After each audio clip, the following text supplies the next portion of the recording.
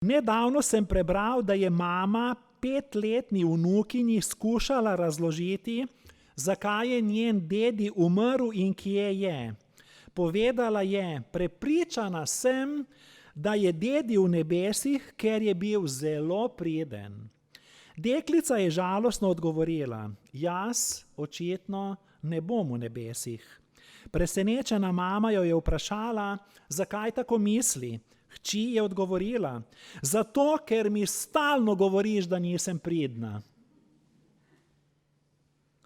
To je primer napačne vzgoje, pa tudi primer napačne razlage krščanske vere. Namen postave je, da nam pokaže Božja popolna merila in našo potrebo po Kristusu. Ne gre za moraliziranje. Milost, usmiljenje in mir, stebri odrešenja, kapsula, zdravilna kapsula. Milost je temelj odrešenja, usmiljenje izraža odrešenje, mir potrjuje odrešenje.